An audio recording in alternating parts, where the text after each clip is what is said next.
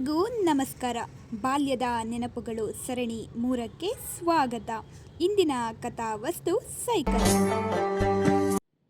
ಅಂದು ಇಂದು ಎಂದೆಂದು ಎಷ್ಟೇ ದೂರ ಯಾವ ವಾಹನದಲ್ಲಿ ಪ್ರಯಾಣಿಸಿದರೂ ಇದರಿಂದ ದೊರೆತ ಖುಷಿಗೆ ಸಮಾನವಾಗದು.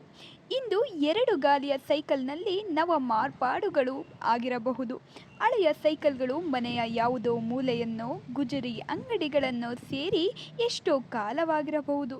ಆದರೆ ಅದರೊಂದಿಗೆ ಕಳೆದ ಮೊದಲ ದಿನಗಳು ಮಾತ್ರ ಮೊದಲು ಸೈಕಲ್ ಕಲಿಯುವಾಗ ಇಂದಿನಿಂದ ತಳ್ಳಿಬಿಟ್ಟ ಗೆಳೆಯನೋ ಅಣ್ಣನ ನೆನಪು ಮಾತ್ರ ಅತಿ ಸುಂದರ. ಅಂದಿನ ದಿನಕ್ಕೆ ಸೈಕಲ್ ಕೂಡ ದುಬಾರಿಯದೇ. ಅದು ನಮಗೆ ಅಂದಿನ ರಾಯಲ್ ಎನ್ಫೀಲ್ಡ್ ಎನ್ನಬಹುದು. ಸೈಕಲ್ನ ಮುಂಭಾಗಕ್ಕೆ ಮನೆಯಲ್ಲಿದ್ದ ಹಳೆಯ ಸಿಡಿಯೊಂದನ್ನು ಹುಡುಕಿ ಕಟ್ಟುವುದಂತೂ ಕಡ್ಡಾಯ. ಸೈಕಲ್ ಮುಟ್ಟಿದ ಮೊದಲ ದಿನವಂತೂ ಅದ್ಭುತ.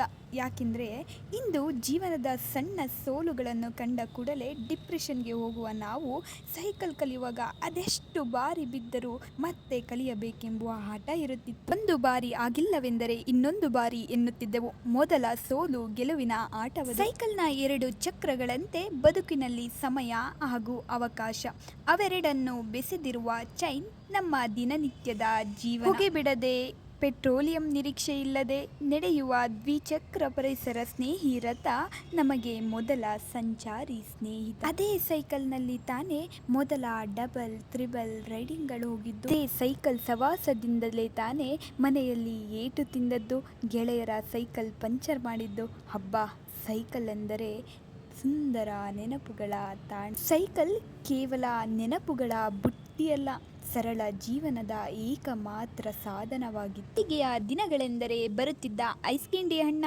ದೂರದೂರಿನಿಂದ ಸಂದೇಶಗಳನ್ನು ಒತ್ತು ತರುತ್ತಿದ್ದ ಪೋಸ್ಟ್ ಮಾಸ್ತರ, ಪಕ್ಕ ದೂರಿನಿಂದ ಸೈಕಲ್ ತುಳಿದು ಬರುತ್ತಿದ್ದ ಶಾಲಾ ಹೆಡ್ ಮಾಸ್ಟರ್. ಹೀಗೆ ಗೊತ್ತೋ ಗೊತ್ತಿಲ್ಲದೆ ಹಲವರ ಜೀವನಕ್ಕೆ ಸೈಕಲ್ ಅವಿಭಾಜ್ಯ ಅಂಗವಾಗಿತ್ತು. ಪಂಚರ್ ಅಂಗಡಿ ಅಣ್ಣನಂತೂ ಎಲ್ಲ ಮಕ್ಕಳ ಫ್ರೆಂಡ್ ಆಗಿಬಿಡುತ್ತಿದ್ದ. ರಜೆ ಎಂದರೆ ಸಾಕು ಸೈಕಲ್ ತಗೊಂಡು ಈಚಳೆ, ಹುಣಸೆ, ಮಾವು, ಪೇರಳೆ ಹೀಗೆ ಕಾಲಕ್ಕನುಗುಣವಾಗಿ ಹಣ್ಣುಗಳನ್ನು ಅರಸಿ ಹೊರಡುತ್ತಿದ್ದ ಸುಂದರ ದಿನಗಳು ಅವು. ಇದೆಲ್ಲ ಒಂದು ಕಡೆಯಾದರೆ ಇಂದಿಗೆ ಶಿಕ್ಷಣ ಇಷ್ಟು ಧೀಮಂತಗೊಳ್ಳಲು ಕಾರಣ ಸೈಕಲ್.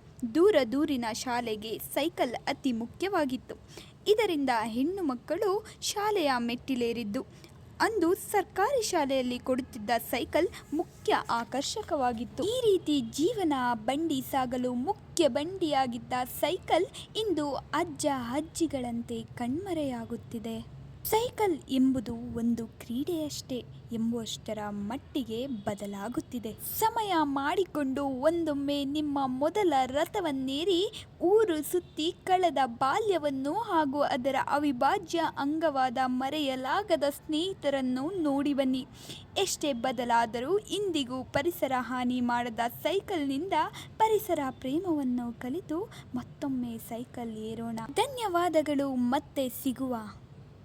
ಜೀವನಾಲೆ ಒಂದು ಸೈಕಲ್ ಇದ್ದಂಗೆ ತುಳ್ಕೊಂಡು ತಳ್ಕೊಂಡು ನಡಿಬೇಕು ಮುಂದೆ. ಪಂಚರು ಆಯ್ತಂತ ಕುಂತ್ಬಿಟ್ರೆ ಹೆಂಗೆ ತಡ್ಕೊಂಡು ತಿದ್ಕೊಂಡು ಹೋಗ್ಬೇಕು ಮುಂದೆ.